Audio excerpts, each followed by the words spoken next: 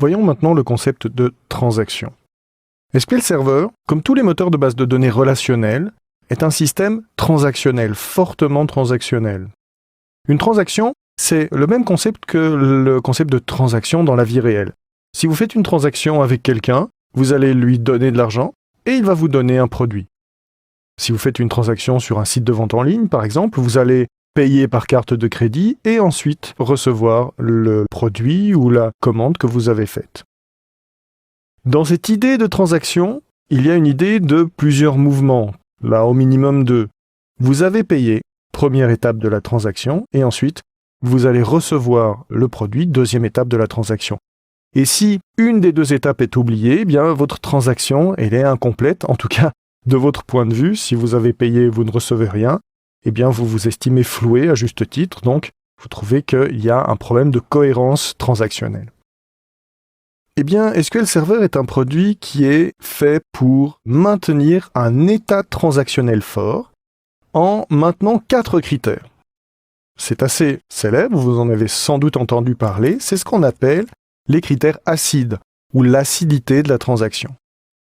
Pour acide, nous avons donc ici 4 lettres qui sont des abréviations, c'est un acronyme, l'abréviation de atomique, cohérent, isolé et durable. Une transaction doit être atomique, cohérente, isolée et durable. Atomique, ça veut dire qu'elle va s'exécuter complètement ou s'annuler complètement. On ne peut pas avoir un état intermédiaire. Prenons ici ce raisonnement. Je veux insérer un nouveau client, Franck Simo à Béziers. Je vais en insérer un autre, il existe déjà. Par exemple, Grand et Milton Grand, qui habitent à Valence. Ensuite, je veux insérer une facture pour ce même client. Je ne sais pas encore le numéro. Donc, que sera le numéro? On va le voir.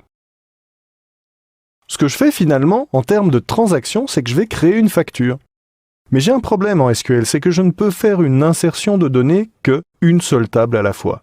C'est-à-dire que mon instruction insert ne peut cibler qu'une seule table. Je dois donc faire 2 inserts, une insertion dans la table client pour créer mon client que je vais facturer, et ensuite une insertion dans ma table facture pour la facture elle-même.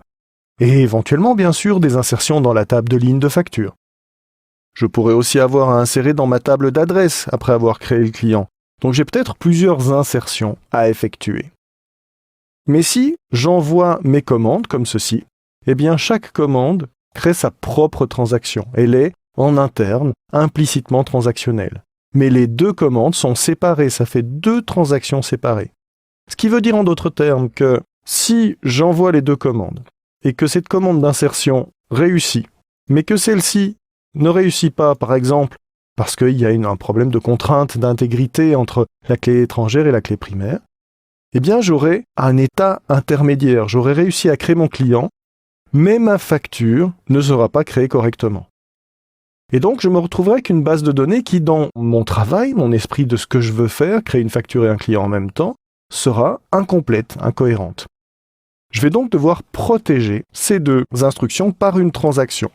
Je vais utiliser la commande begin transaction que je vais exécuter d'abord. Voilà, la commande est réussie. Ensuite, je fais un insert et une ligne est affectée.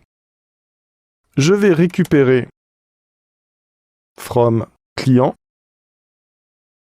l'identifiant Milton Grand 4 de mon client et ensuite insérer ma facture. La ligne est affectée également. Je peux vérifier en faisant un select from facture. Et lorsque je suis content, j'ai bien ce que je veux, le client 4 pour la facture 3, eh bien je vais faire un commit. Je vais dire je valide ma transaction. Tout ce que j'ai fait peut maintenant être définitivement inscrit dans la base de données. Définitivement inscrit parce que ça fait partie de la garantie de la durabilité de la transaction. Quand j'ai validé ma transaction, elle est bel et bien inscrite. Je ne peux pas revenir en arrière si vous voulez. C'est fait, c'est fait. De même, cette transaction maintenant qui comporte deux insertions, bon les select on les oublie, c'est juste de la lecture, ils ne font pas partie de la transaction, eh bien ces deux inserts vont permettre d'avoir un état cohérent de la base de données. La cohérence de la transaction veut dire que si je commence une transaction, je vais me retrouver temporairement dans un état incohérent. Par exemple, j'ai inséré un client mais j'ai toujours pas de facture, donc ma base de données n'est pas encore complète. Mais lorsque je fais une validation, je me retrouve dans un nouvel état cohérent transactionnellement de ma base de données. S'il y a une erreur quelque part dans mes insertions à l'intérieur d'une transaction et que la transaction doit s'annuler, ou que j'annule ma transaction à l'aide d'une autre commande, je vais vous montrer, eh bien dans ce cas-là, comme ma transaction est atomique, premier critère, ma transaction est atomique, elle fait donc une seule modification conceptuelle. Eh bien, si j'annule ma transaction, tout ce qui s'est produit dans la transaction est annulé. Je ne peux pas avoir un état intermédiaire qui soit enregistré durablement. C'est soit rien, soit tout. Donc, je commence une autre transaction et je vais insérer un client qui s'appelle Petit et François et il habite aussi à Valence. Je fais une insertion de facture qui marche ou qui ne marche pas, donc je pense que c'est le 5. Je vais vérifier ici, je vais reprendre un select from facture par exemple. Voilà, vous voyez, j'ai bien un client ID 5. Je vais prendre un select from client. Il faut que j'ai mon François Petit, il est bien là. Mais ma transaction est toujours ouverte, je peux le vérifier avec une fonction. Enfin, en l'occurrence, une variable système, mais c'est aussi en interne une fonction qui s'appelle trunkCount. @trunkCount, ça veut dire variable, et 2 ça veut dire variable système. Combien j'ai de transactions ouvertes? Une. Eh bien, maintenant, j'ai bien une transaction ouverte, c'est-à-dire que conceptuellement, cette modification n'est pas terminée. Elle n'est pas durable.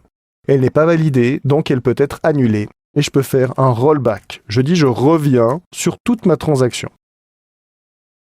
Eh bien, si je fais un rollback, tout va être annulé. Je peux le vérifier dans facture et dans client.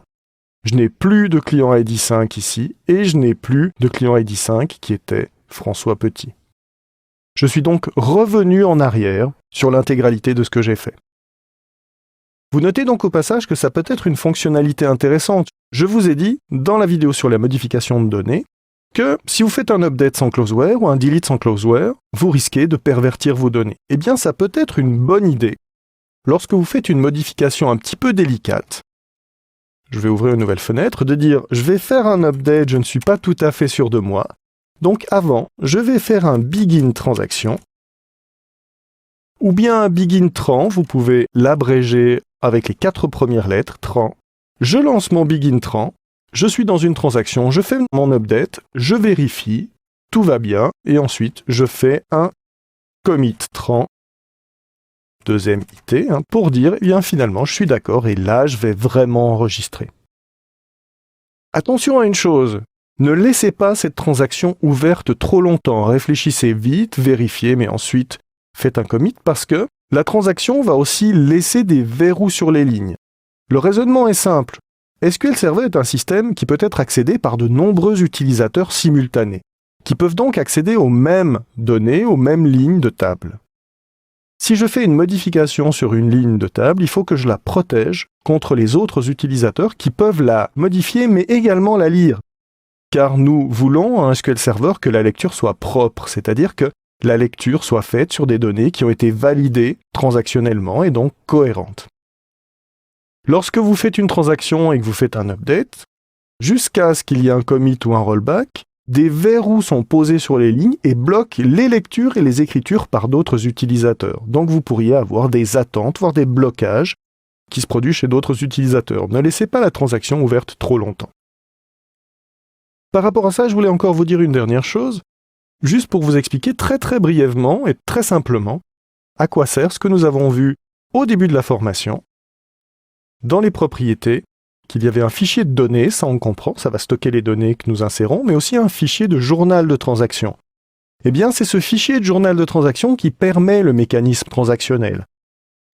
Quand j'ai créé une transaction, en faisant un begin tran ou un begin transaction et que j'ai commencé à faire des insertions, les données ne se sont pas réellement écrites dans les données elles-mêmes, en tout cas pas dans le fichier de données, mais elles se sont inscrites comme information de modification dans ce journal de transaction, jusqu'à ce qu'il y ait un commit ou un rollback. S'il y a rollback, le journal de transaction va relire ce qui a été fait et le défaire, et s'il y a commit, eh bien, on va marquer la validation dans le journal de transaction, et ensuite, plus tard, on va pouvoir écrire les données réellement.